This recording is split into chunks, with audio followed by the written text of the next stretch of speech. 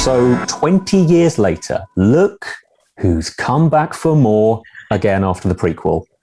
I mean, the first film is very nearly legally able to drink in most states. It looks like it's going to be a perfect day to maybe, hey, just lie in bed, sleep in, or simply work out that flab that's hanging over the bed! Get up, Sully!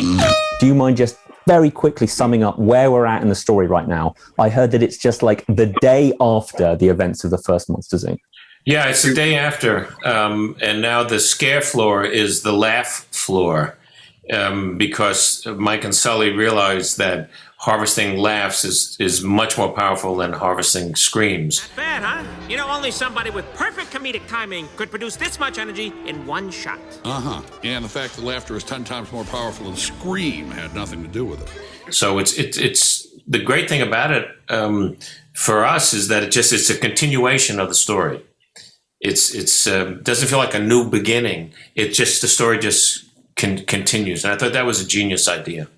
They're putting you two in charge. You're kidding. It's laughter we're after. We're going to need to find a couple of hundred more funny monsters. Is it true, and I'm sorry if you've given this answer a million times, that you were offered the role of Buzz Lightyear and you said, not for me? I did it. And yes, it's a complicated answer. It wasn't about the quality of the work. It was a whole other situation. But after that, the phone rings and my assistant says, it's John Lasseter. And I pick it up and I went, John, whatever it is, yes.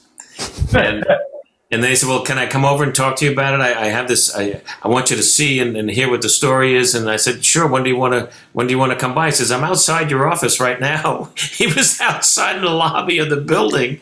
And he walked in with this little figure of Mike. And I just went, oh, look at him, this big eye with hands and legs. He was, CBS walking was what he looked like.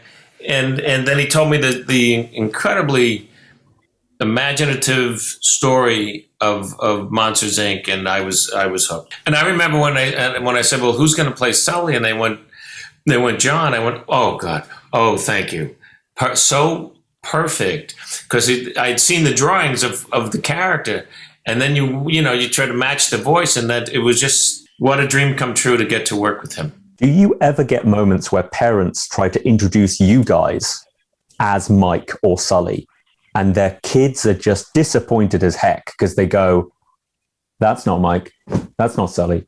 Yeah, my grandchildren were very disappointed. Yeah, no, I still get it all the time. This is Mike, and they go, no, he's not green. He's got two eyes. That's not. No, where's Mike? And then I have to do the voice for them, and then we're okay. Yeah, the worst part is if it happens in an elevator with other people. Oh. And you're trying to keep your cool if you got a hat on, the sunglasses. This is Mike. Okay, and on 6 floors of, yeah, that's me. Nice to meet you. Oh boy, that's the worst. Did I read correctly, Billy, that there's a little signature of Mike W beneath your Chinese theater cement? Yes. It happened, I guess, 2 years ago. I was honored to have my footprint and my handprints put into the lobby of the theater, and I had Pixar make one of Mike's feet, a mold of his feet, and so there's my feet, my hands, and one of Mike's feet, and I signed it. I think he sort of writes like a 4-year-old, sort of backwards letters, so I wrote Mike W. Alongside it, because that's how much he meant to me and continues to mean to me. And what about, 21 years now, 20 years, you've got people getting tattoos of your characters on their legs and their arms. No. You've seen this stuff? Yeah. Because when they walk, the muscles move. I've seen some of it, yeah. But some people have come up to me and say, hey, look at this. And they drop a right butt cheek and there's Mike on the guy's butt. And I go, what? How drunk were you? How drunk? And then he starts crying. You mean a lot to me, man. You mean so much to me, man. And so the twist nothing is, can mean that much to you to have a one-eyed monster on your ass. The twist is, that's John. Like, John did that to you. I mean, that's the real... That's the twist. That's the shocker. Thank you so much, guys. It's been a real pleasure. Have a great rest of your day. Thanks, Alex. We love your work. Thank so you. much. Thanks for watching. If you enjoyed this video, don't forget to subscribe and click the bell icon to keep up to date. You can listen to my Radio 1 movies and TV podcast, Screen Time, on BBC Sounds.